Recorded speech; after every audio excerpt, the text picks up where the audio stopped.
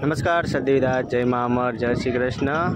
અમરધામ આશ્રમ જ્યાં બન્યો છે હરમડિયા ગામની બાજુનું ગામ ઉમરાળી ગામ, જ્યાંથી અમરધામ આશ્રમ પર ઘણા બધા સ્વયંસેવકો છે એ આપણને અવિરતપણે સેવા આપતા હોય છે। ત્યાંથી અત્યારે રાધે રાધે સત્સંગ મંડળના બહેનો છે અમરધામ આશ્રમ પર જે આશ્રય લીધેલો છે એવા પ્રભુજીને પ્રસાદ અર્પણ કરવા માટે આવેલા છે। તો ચાલો મહેમાનો પાસેથી જાણશે કે એમને આ પ્રેરણા કઈ રીતે મળી। કઈ રીતે પ્રેરણા મળી બેન તમને આશ્રમે આવવાની? અમે ઓનલાઈન વિડીયા જોયા, પ્રચાર તમારો સારો છે અને પછી વાયા ગામના બધા લોકો આવતા હોય અને એક માહિતી અમે જલ્પાબેનને કોલ કરીને, મતલબ તમે પછી આશ્રમ જોવા માટે આવ્યા? પહેલા આશ્રમ જોવા માટે આવ્યા, પછી અમને સારું બધું લાગ્યું, તમારું મેનેજમેન્ટ બહુ સરસ છે। પછી અમે તમને તમારી પાસેથી જમણવાર માટેની એક દિવસ માટેનો સમય માંગ્યો, તો તમે કેટલા ટાઈમથી વિડીયો જોવો છો? ઘણા ટાઈમથી જોવો છો। શું મળે પ્રેરણા, શું મળે અંદરથી? પ્રેરણા અમને એ મળી કે જે લોકો પોતાના સ્વજનોને ઘરે નથી સાચવી શકતા એના કરતાં પણ વિશેષ તમે સાચવો છો। Thank you. આ તો આપણું કહેવાય ને કે વાહ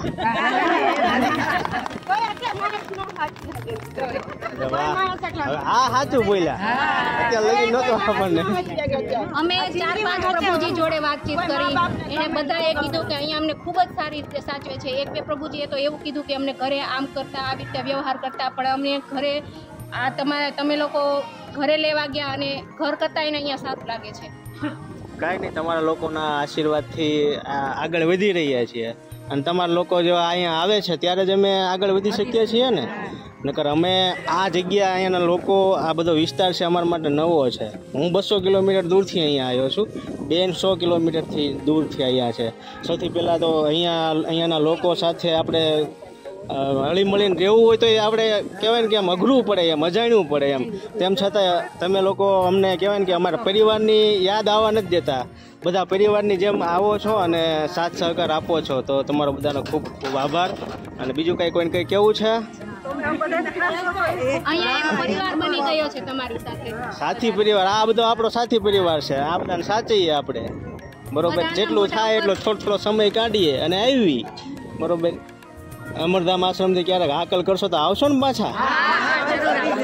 કેમ કે આ સેવા એવી છે કે આ સેવામાં છે ને કોઈ આવે નહીં, 1-2 દાણ આવે પછી ન દેખાય, કારણ કે આ તો બધું ગંદકી વચ્ચે 100% કરશું, તમારા લોકોનો સાથ સહકાર હશે તો આપણે અત્યારે 50 જણા છે, તો આગળ જઈને વધુ ને વધુ લોકો સુધી, કારણ કે આજે હું અહીંયા છું, કાલ મારો એવો સમય આવી શકે ને, બરોબર? ક્યારે કોનો કેવો સમય આવવાનું કાંઈ નક્કી નથી ને। આ લોકો બધા બહુ સારા અમીર ઘરના લોકો છો, એટલે તમારો ખૂબ ખૂબ આભાર। મા અમરધામ આશ્રમ પર આવ્યા અને પ્રભુજીને પ્રસાદ અર્પણ કર્યો, સરસ મજાનો પ્રસાદ અર્પણ કર્યો છે। આવી જ રીતે આવતા રહીજો। Thank you.